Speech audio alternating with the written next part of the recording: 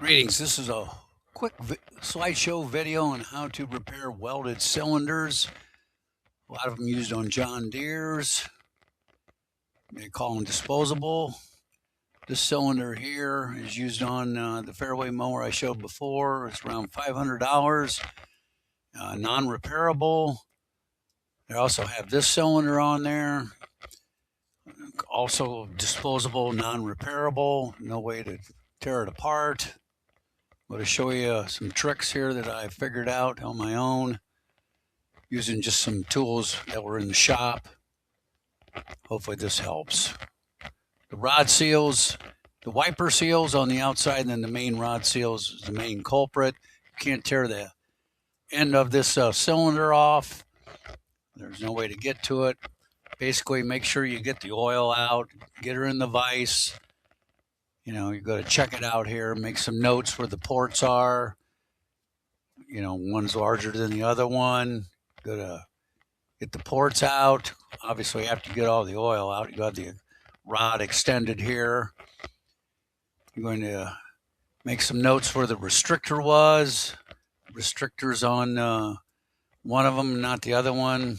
We're going to use this tool here, the angle grinder with a cutoff wheel. There's nothing more I would have loved to chucked it into a lathe and get it cut nice, but I figured out through trial and error how to use this tool here and get the far end off, basically, to get to what I need to do. Okay, it's welded right here on this end. This is the business end. I made some cuts there so I know how to realign everything so the ports line up. I'm going to get it right about to the middle here. That weld's wide. Some of them are narrower than that, but get to the middle and you're pretty much going to be pretty close to where you need to be. This is my first screw up. This was trial and error. The first cut I made to the right there, too far back.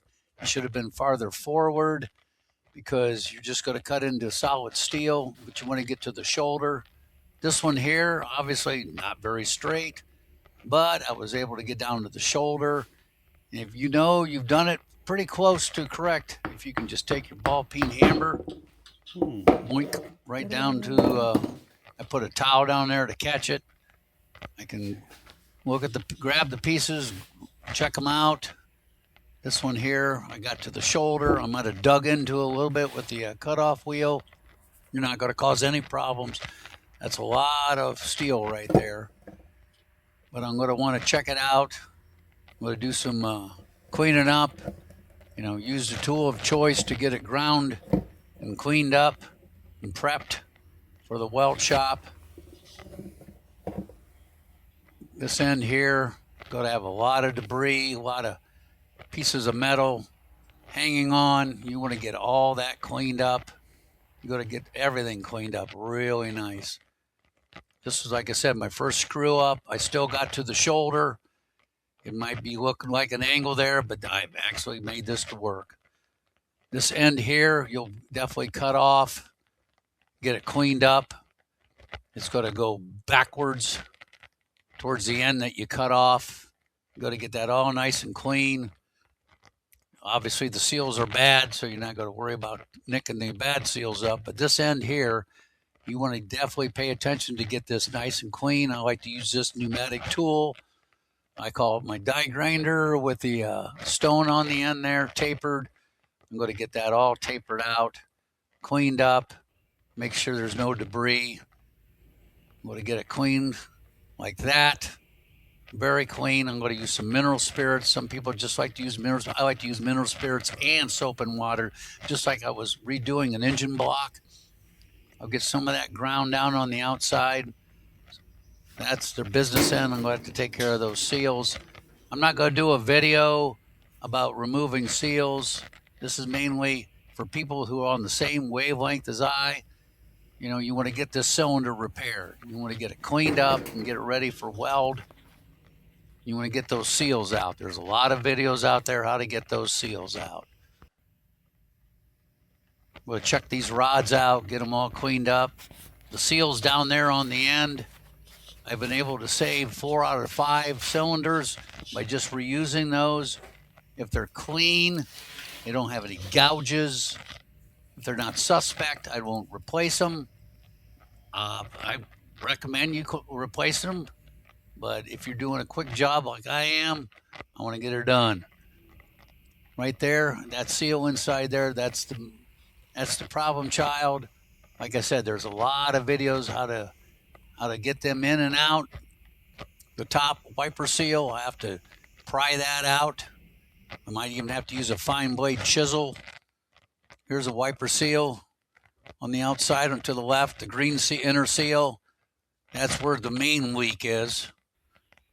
You know, no matter what, if they're leaking, they're bad. I'm going to use a pick tool to get that out. The other one, I used a pry tool. I ended up using this tool. Took a ball peen hammer to pound it in there to get it underneath there. Screwdriver might work for you. Whatever tool works, you got to get them out. Sometimes they're like they're soldered in there. You can see the rust, the corrosion. I'm going to get that all cleaned out. I don't want any debris in there. You don't want anything to nick up these new seals when you put them in. They got to be clean. You don't want them screwed up. You want everything nice and clean. This is the kit I use for those seals, the wiper seals and the main rod seal. You might have a hydraulic shop. I take these two items to the hydraulic shop. The green's the main seal, I call it. The top one with the metal is the wiper seal. I'll get them matched up.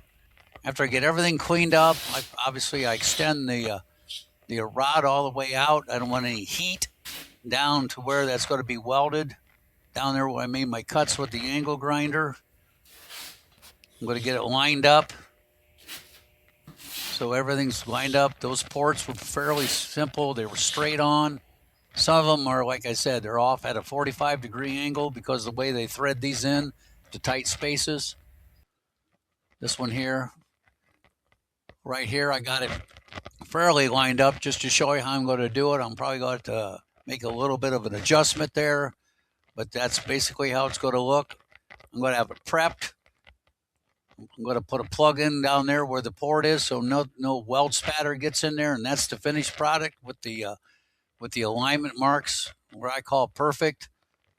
That end, I had the weld shop do that too. I used B&W with Jeff Myers down there. We either welding it or he's have one of his good guys put it together.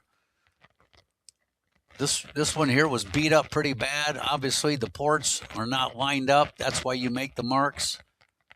This is just another one I was working on. This one here is I'm testing it out. I ain't gonna go down once.